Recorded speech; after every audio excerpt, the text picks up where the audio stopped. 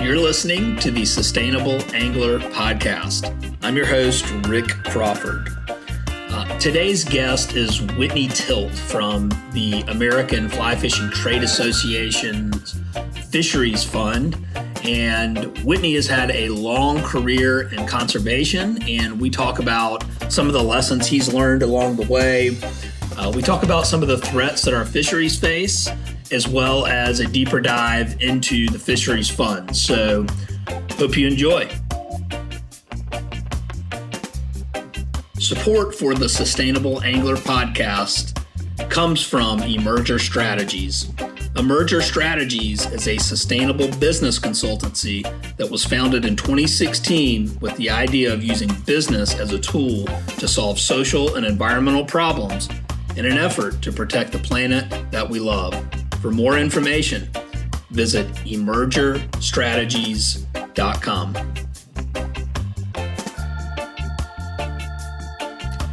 The Sustainable Angler is available anywhere you listen to podcasts and is now airing on Saturdays at 2 p.m.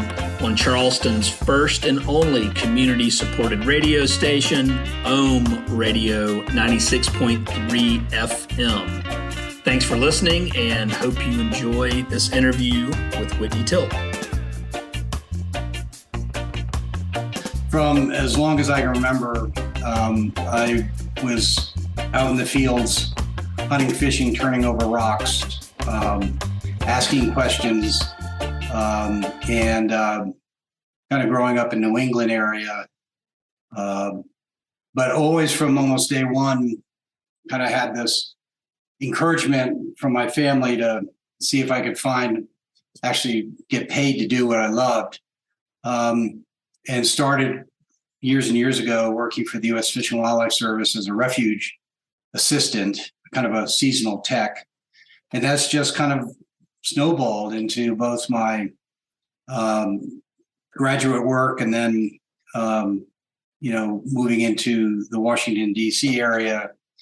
But a big guide stone for my kind of interest in fisheries and all was in the 70s.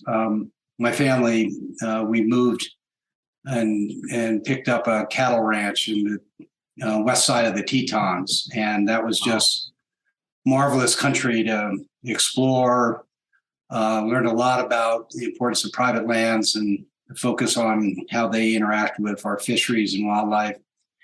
And so, spent 17 years in Washington, D.C. with Audubon Society and then the National Fish and Wildlife Foundation. And then with two kids and the oldest heading for high school, we said, no, it's time we didn't get them out. So we moved to really, I almost feel like back home, but back to the Rockies in Bozeman, Montana, and been doing interesting stuff ever since. Really focused in on a lot of my background has been kind of getting in the middle between conflicts, whether it's lower Colorado River water or spotted owls or tigers. So really learning that it's the animals take pretty good care of themselves. It's ourselves that we have to worry about. So always been an avid fly fisherman.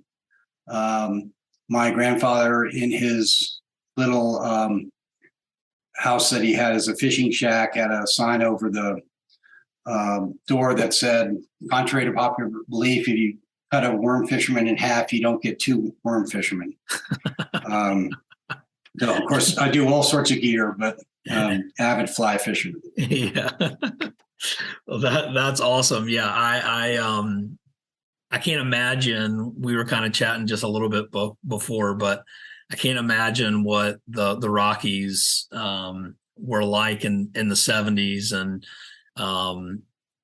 how old were you when y'all moved out west? Well, I was just starting kind of right in the middle of college. I didn't really want to go to college, but that was the sort of thing you were supposed to do. And so I did as much as I could not to be in class, from being in Africa to the Tetons. So I would say I was, 18, 19. Yeah. and had been brought up doing chores every morning and all on kind of a farm-like atmosphere in Connecticut, but suddenly learning the ways and means of around cattle and horses, much more horse work than I had ever done before. And, the people and of course, the environment, walking out the door every morning, looking at the Grand Tetons from the West, which is the side they were named from. Yeah. It's just pretty good stuff. Yeah. Yeah. The three Tetons. Okay. Three Tetons. That's really cool. And so for me personally, I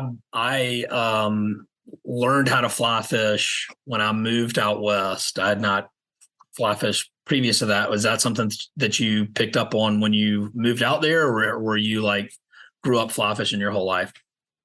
Oh, my grandmother and grandfather were avid fishermen, and I was lucky enough actually to spend time on the Little Beaver Hill, in the towns of Livingston and Roscoe and all that growing up, and so it was pretty much fly fishing was the way to do it, and then obviously saltwater, a lot of bait, surf casting and the like, but always fly fishing from day one. Still learning, still can't pretend I know what the hell I'm doing. I have a great time proving that to myself. Well, I think that's something that every fly angler can relate to. It's you never stop learning, and you never perfect it, and so that's very relatable. I remind myself of that every time I go out and fish. And if you don't, you'll be reminded of it. Yeah. That's probably the better way to say it. I am reminded every time I go. But so you've had this extensive career, and correct me if I'm wrong, but I mean, really focused on conservation. And I'm curious to know maybe who are some of your heroes that you looked up to from a conservation, how did you get into it? Who were your heroes, and how did it all start there? That's a good question. I had several people who were active in Audubon and a group called RARE. And then starting, he was the Assistant Secretary of the Interior, Nathaniel Reed, gave me kind of gave me advice on, jump in, and you're going to start small and low and keep doing it. And was actually very fortunate to be able to kind of stay in the career. I had many friends growing up who wanted to kind of make a career out of kind of fish and wildlife conservation, and they got flushed out of the pocket, when it comes time to actually have to pay rent and all that. So I'm very fortunate to do that. And along the way, just serendipitously finding remarkable people. But on that, a couple of years ago, I teach kind of a history of fish and wildlife conservation to a group out here called the Montana Master Hunters Program, and then also to a program being pioneered by the Guide Association in Montana called Guiding for the Future. And kind of challenging myself to write a history of fish and wildlife conservation that obviously centers around the ones that would automatically come to mind, the Grinnells, Roosevelts, Pinchots, but really says, well, wait a minute, the role of women, the role of indigenous tribes and all, too easily we lose sight of how did the system of fish and wildlife come to be today, and what are its strengths and what are its weaknesses. So again, because I was able to work for some very great people in the Fish and Wildlife Service at the National Fish and Wildlife Foundation, just when it was getting going, and building that network of people that just inspire you kind of day in and day out. You just have to be smart enough to listen to them. Yeah. And occasionally I was. Wow. That's super cool. I love that you were there from the beginning. I mean, it sounds like, more or less. And I would definitely read that book. So let us know if that ever comes to fruition. Well, there are a lot of very good books, but this will be a much shorter read. But it's interesting because if we don't understand why we have the laws and traditions and all around hunting and fishing and where they came from, what are our chances to keep it, to defend it?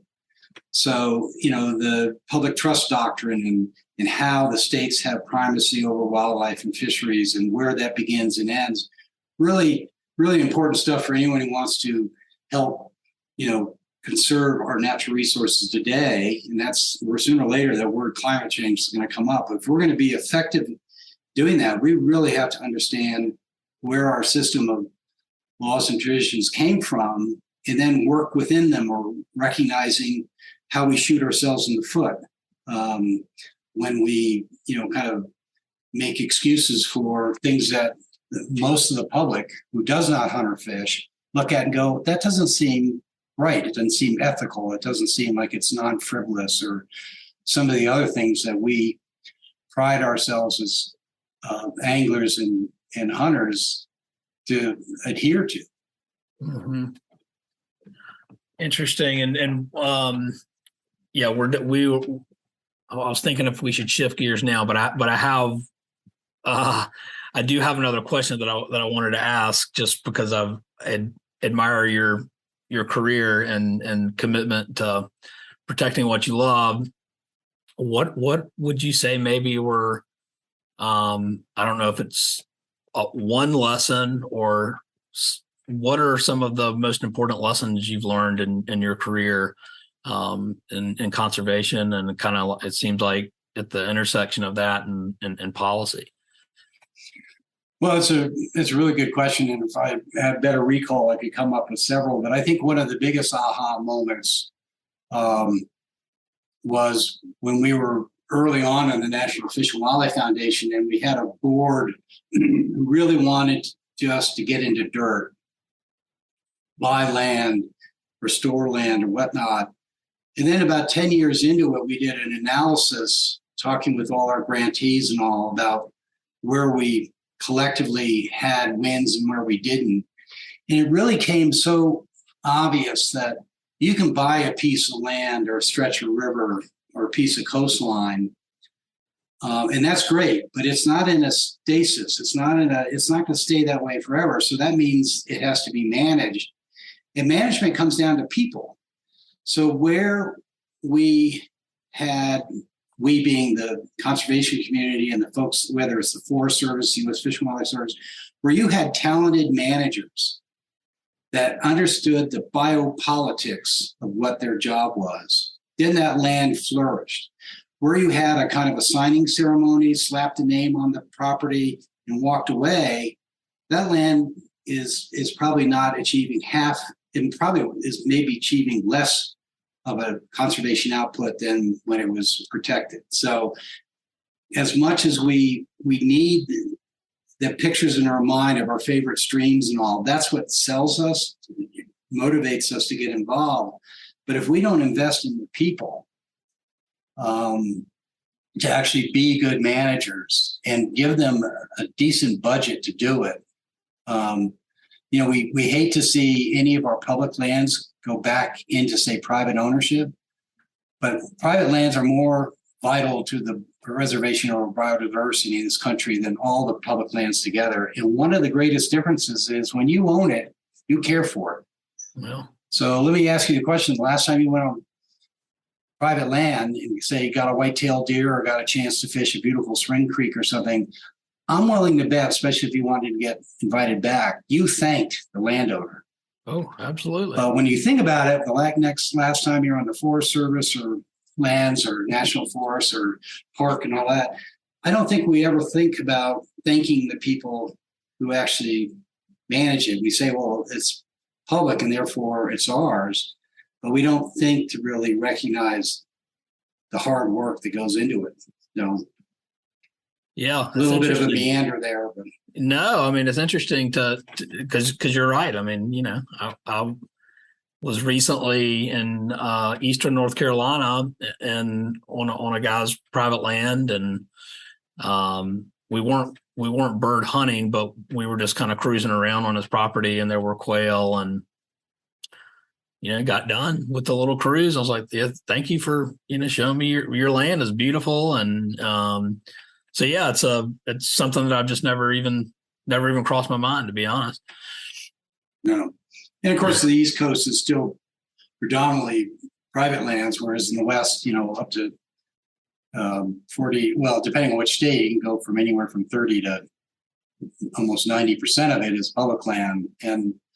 But those settlers who came out here, they didn't take the worst land and leave the best land for last. They took the best water and best soils, and that's where our fisheries and wildlife they depend on those. So we have to always keep that in mind, that we have to say thank you to the landowner and make sure we incentivize them to do good things. Yep.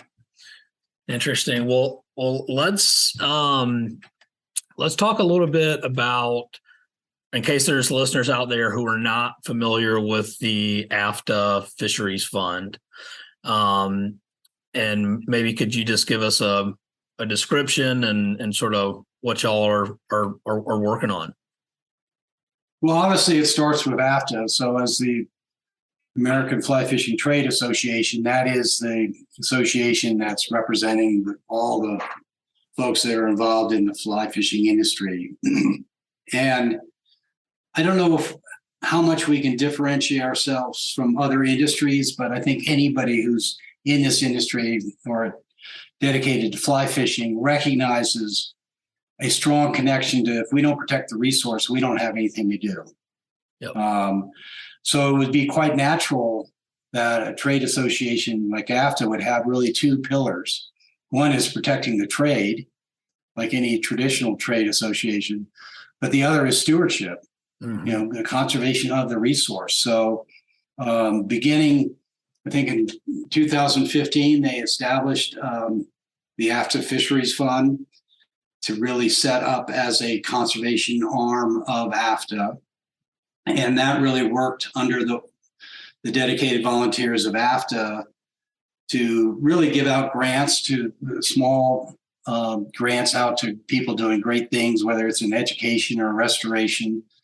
Often these grants were kind of kicker grants that would be help launch these projects into something bigger. And then with the support of the Packard Foundation, AFFTA got the chance to, see if they could bring on really doubling the staff size of AFFTA. And I was brought on 2+ years ago to really, take a run at taking the Fisheries Fund from kind of an internal, voluntary, ad hoc part of AFFTA to much more of a dedicated arm of AFFTA's interest in protecting the resource. That's really cool. And I'm familiar with the Fisheries Fund, but on y'all's website, which it's been on there for a while, but and we knew we would get to this, but there's lots of threats, right, to our fisheries, and it's everything from stormwater runoff and pesticide use and just all sorts of things. I was actually listening to Tom Rosenbauer's podcast earlier today about mayflies and anyway, that's pretty fascinating about that decline and how that's all interconnected. But one of the things that we know is a significant driver and threat is climate change, and there's a number of ways that climate change affects our fish, and but I was curious to hear your take on some of this and what other threats are out there that are affecting our fisheries and how the Fisheries Fund is working to be part of the solution. Well, it's interesting, and I would be able to defend the biology of the black-footed ferret, which is the animal taxidermy behind me, I do have a permit for it. Then to really try to tackle, the sins of climate change. But the operative word in climate change is change. So you think of how much time we spend getting wrapped around the axle on whose fault it is, what percentage my little change would be compared to, say, the production of cement or, the EV, electric vehicles or whatnot. But that's, unless you really want to beat yourself over the head, that's not a really practical approach, because it's a practical approach if you don't want anything to done. Because if it's so big, if my little thing has to be weighed against what China and India need to change, then it's really easy for me to go back and get in my Barker Lounger and have another beer. Right. But if we take it from, so what we're really focused on is engaging the angler to do something. Mm-hmm. And I would say that something is take stock of what you're doing now. And that something now would be what your personal commitment is. Are you committed helping volunteering and with your resources? Are you helping organizations that are doing good things on the ground? And are you making your voice heard in how you vote and how you get contact whether it's your county commissioners, your state legislators, or your national representatives? If you take a stock of what you're doing, then what we're really trying to activate is, okay, we got to pick up our game. So we all should have, and I know you featured some people are out there kicking butt and taking names. And what we need to do is spread that like a virus, make it the new COVID, but a COVID we want to catch. Right. So then it's like, okay, so for instance, our Tomorrow's Fish effort is focused on really trying to take the huge amount of science and factoids out there and condense it down into something that's readable, mm-hmm. and keep that updated. And then the part we're building more and more on now is, okay, how do we activate you? So now you have a basic understanding. So you want to know the issues, go to Tomorrow's Fish, and I think you can sum them up as water. We have it warming, we have it rising, and we often have it disappearing. There it is. For fisheries and climate change, you'd be hard to break out of that triangle. Mm-hmm. So we know we have rising sea level, and there's still people who doubt that. And come to it's Charleston. Hard. We just there last fall. That's right. A beautiful spot. Yeah. So, I mean, you don't have to be told when things that over a course of 20 years, you see that high tide seems like it's already, a lunar tide. And yet, so we know that that's happening. We know that the water is warming. It's moving entire stocks of fish in the marine environment to new locales. So they don't have any mountains or valleys or rivers to cross. They just go where the water and the prey is. So we're seeing entire fisheries move, mostly northward. We're seeing that in the mountains where we're seeing plant types and all climbing up elevation, because for every elevation, I think it's 100 feet up, you're going like 1,000 miles north. Oh, wow. So the atmosphere of ice and cold and moisture all is about the same, say at 9,000 feet as you'd find out, 2,000 miles north of us. So we know that as that warms, critters have to find new homes. Very few organisms, including ourselves, can tolerate much of a change in things like temperature, and obviously that then affects what we eat. So you have that, and then obviously for trout fishermen in the West and elsewhere, often you have water that's either being diverted for other use.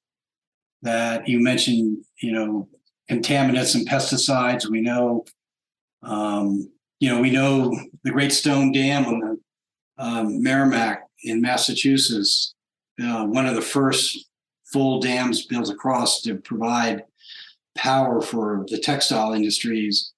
That dam's still there. Well, Thoreau wrote about, who hears the fishes when they cry, because he would sit and watch the shad and the salmon banging their heads against an impermeable stone wall. And so, even back in the 1860s and all, we had people talking about the issues of salmon and shad, but there was no, structure there were barely game laws, never mind interstate cooperation. And so it all came down to people like Marsh, who wrote a report for Vermont, said, the will is not here to do anything about it. And this curmudgeon named Hornaday, who was a zookeeper and started the New York Zoological Society and saved the bison and all that, in his writing, he talks about the war against apathy. The world's going to pot, how's my tie? So we face that here today, that I think our job is to try to get everybody to do something more within their means, within their interests. Some people want to get out and count mayflies. I mean, you won't find our aquatics are like stoneflies and mayflies. You won't find a better indicator of what our water quality is doing, and they're extremely temperature sensitive. So getting out and doing something, making it when someone in the legislature has courage to stand up and do something on behalf of our fisheries. And so climate change to us, if 50, that may be too far, if 30 years ago, we impaneled a group of scientists, the best we could find, say, what do we need to do to conserve our fisheries and make abundant and healthy fisheries a thing of the future, they would lay out a number of things. Has climate changed any of that? No, but it makes it more urgent. It's compressed the amount of time we have to do something about it. Yeah. So our effort at the Fisheries Fund is, how can we develop ways to energize the angling community through especially the fly fishing industry to get people out kicking ass and taking names responsibly. And this, by the way, has nothing to do with what color tie you wear at a political convention, because it really doesn't care what your political leanings are. And we're lucky in that, fly fishing and angling overall, I don't know if anyone's ever tried to parse out, I'm sure someone has, how many Republicans and how many Democrats and how many independents, but we are a very bipartisan group when it comes to our love of fishing. So take advantage of that. But the other piece of this, Rick, is it's got to be doable. Yeah. It's got to be something you can sit to yourself, I could do that. I could join the local Trout Unlimited chapter and help them, dealing with, like out here our way, we had some terrific floods this past summer, made national news.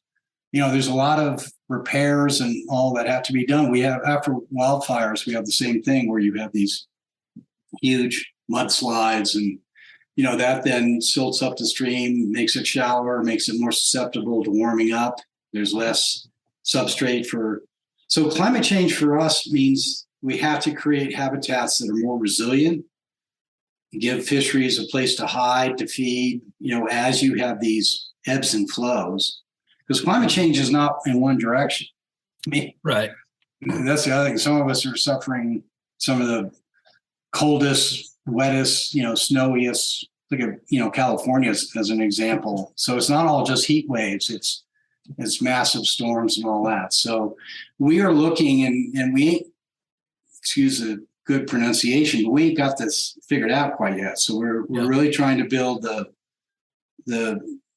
so what side of it. Why should we care? And then really get out to people, what can you do about it? How do you activate them? Yeah. Yeah, because I think that um, that's what makes the difference, right? Because actually taking action it feels good. You're not you're not on a passerby. You're now engaged and taking action, um and it could be climate change. It could be anything.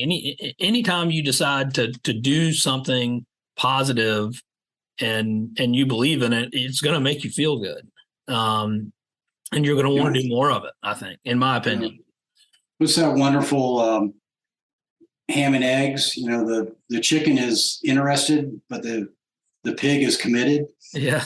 And that difference of when you actually do get involved in our political system, you can do all the bitching and moaning you want, and our representatives don't have to listen to you until you make it enough of an interest that with enough people that he or she has to say, well, I better pay attention to this because my constituency cares.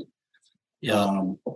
And plus the other thing that if you talk to anyone who's been, say, part of a Trout Unlimited cleanup or something, they have a really good time because you're in a community of like interest. You're out there. Half the time I've been on, you might be freezing your rear end off. Your hands certainly will get, but you're having a good time and you have a sense of accomplishment when you planted, 3,000 willow. One's got the hydro hose and the others, 3 people have all the saplings and or the cuttings and you're just slamming them in there. And you come back 5 years from now, you say, well, I might have really done something. So, and that's just one way. I mean, that getting out in the stream and all is just one way. And there's so much, as you know, Rick, from, coalition building. I mean, Protect Our Winters is a group that very concerned about keeping snow where snow belongs. Well, where do our rivers start from? Right. And if you're in coastal environments and an estuary, where's an estuary without its freshwater inflow?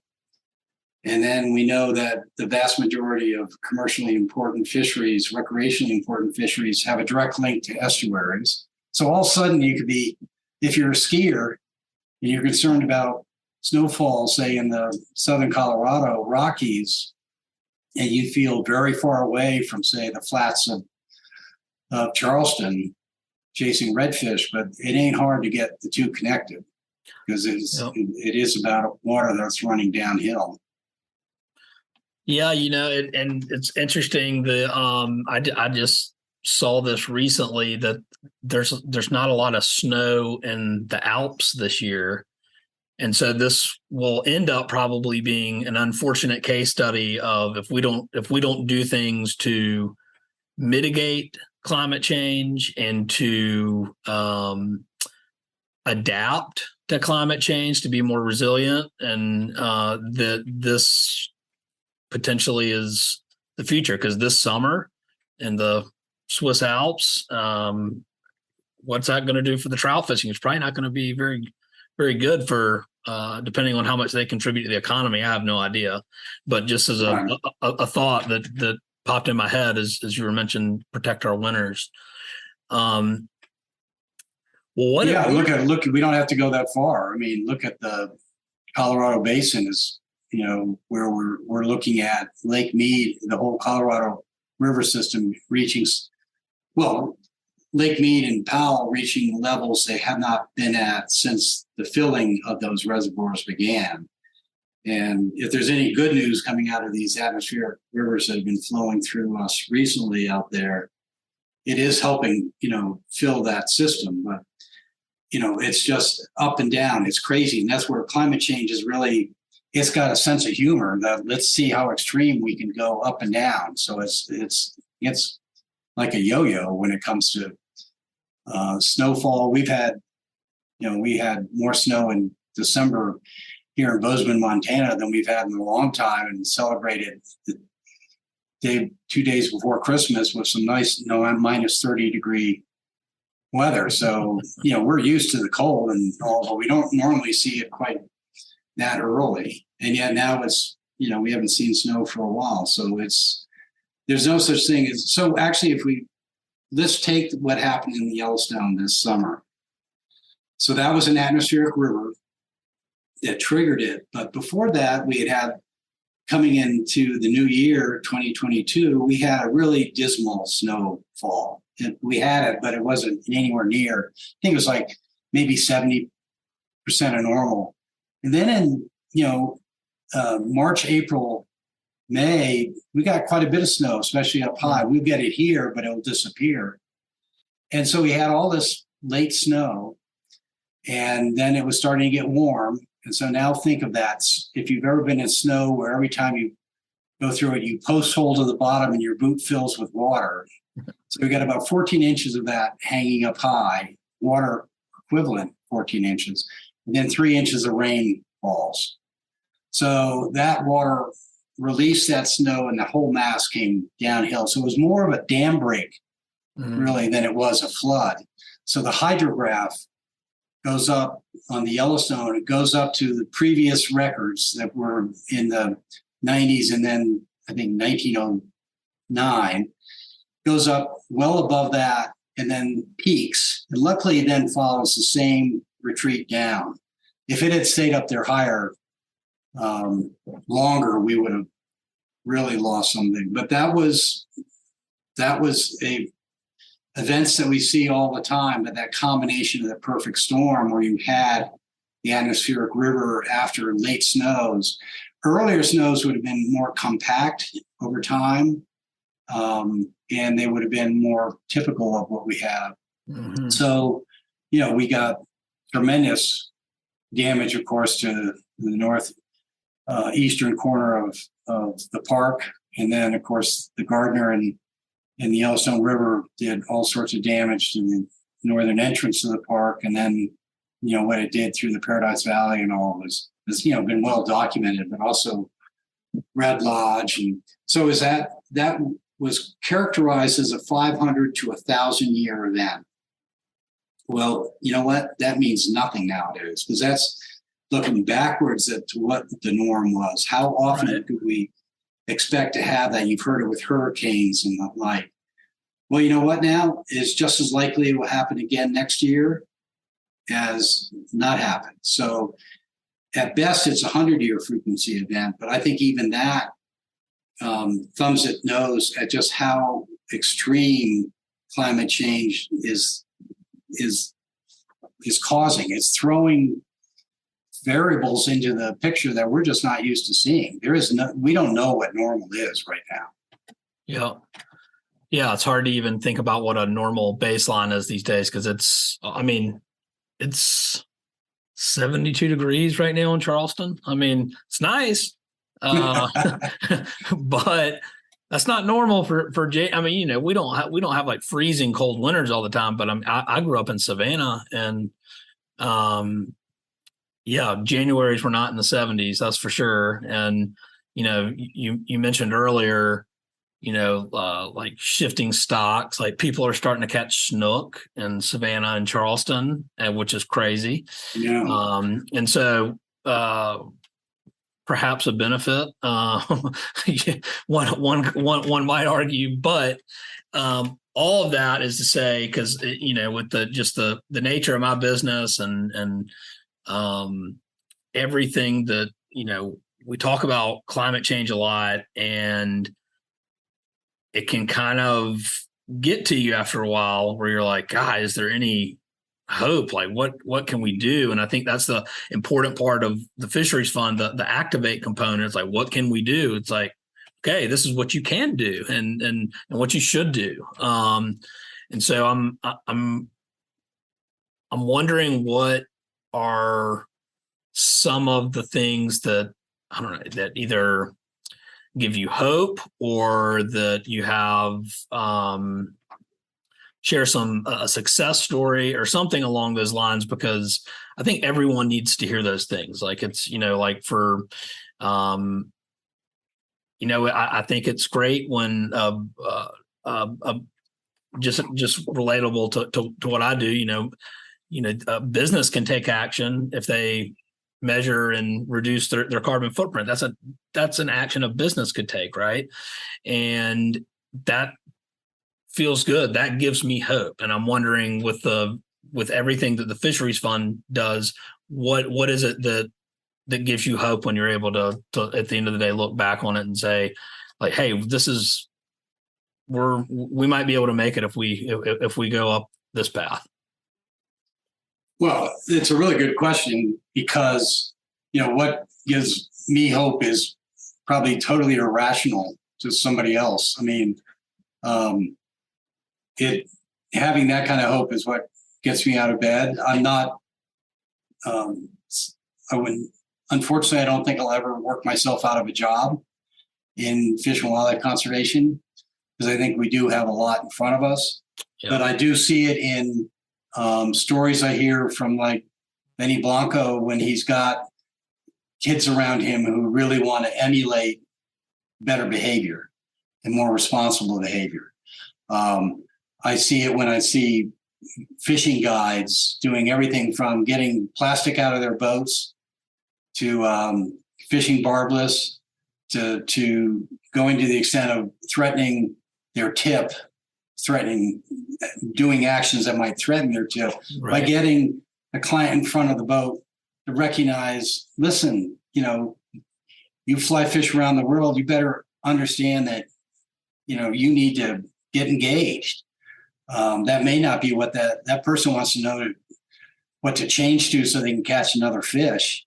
But there are guides out there that are saying, it's not about how many fish we hook. It's about the resource. And so that all is hopeful, because again, it goes back to, what we personally care about, why we fish, or what our favorite fishing hole looks like. And, I can honestly say that, a lot of the rivers, like the Yellowstone, like the Madison, like the Beaver Kill, these rivers have not gone the way of many because people have given a damn. Mm-hmm. Maybe that's the wrong swear word to use, because we don't want them to have a dam, but, and so we had that time and time again. I mean, TU's home waters efforts, mm-hmm.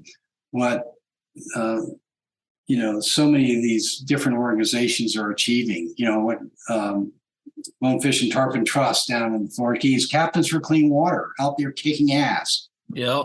There's hope there. Yeah. And you look at something like a Captains, you look at what, will 2023 please be the year we put Bristol Bay and Pebble Mine to bed?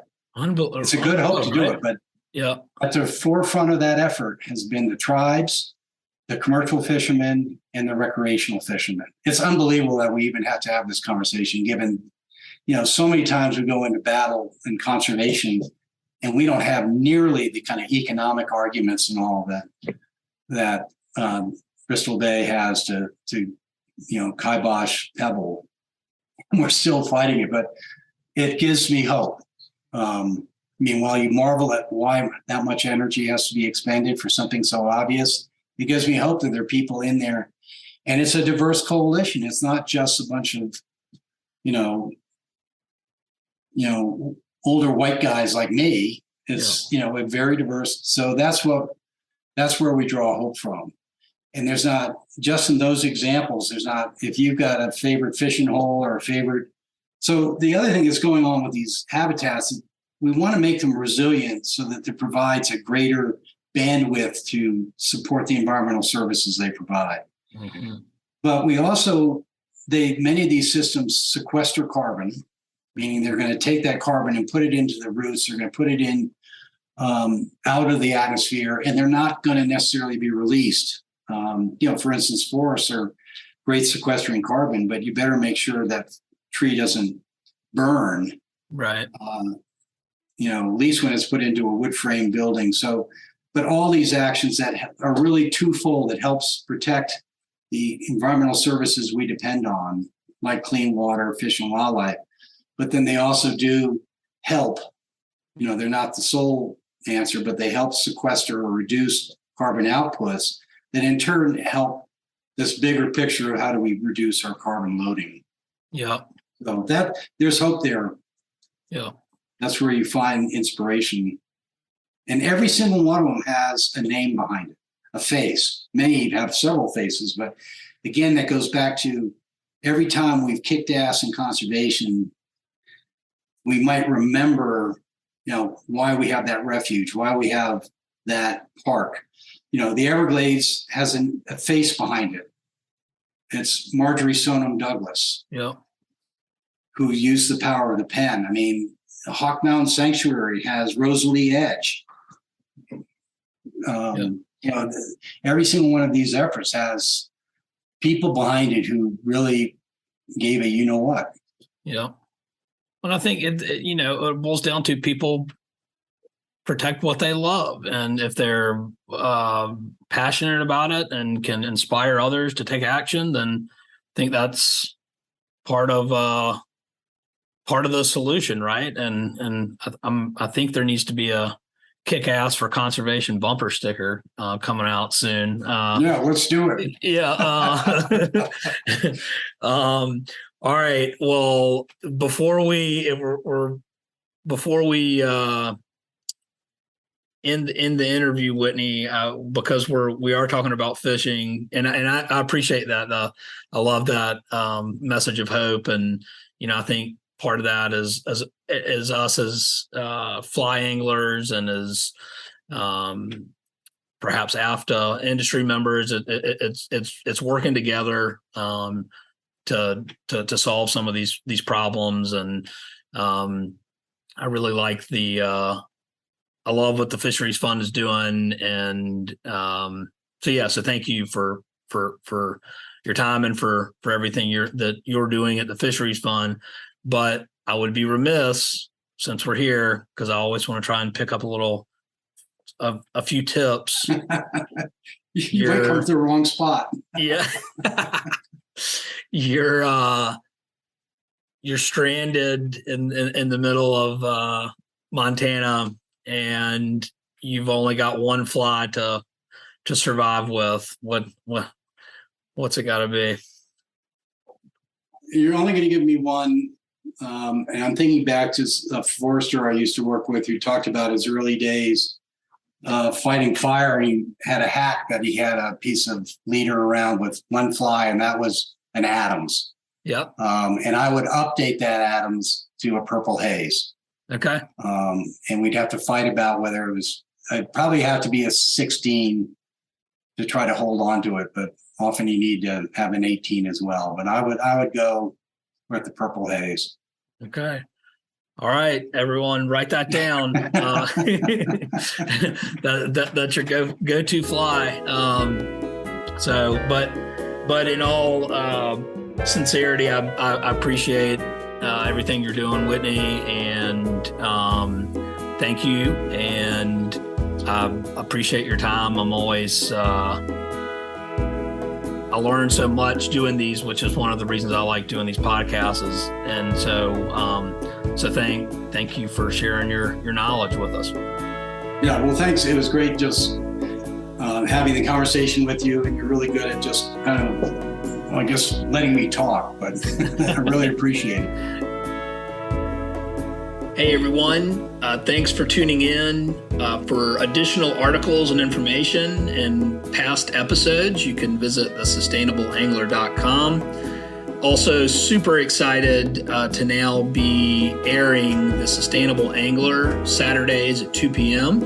on Charleston's first and only community-supported radio station. That's Ohm Radio 96.3 FM. Thanks again for listening.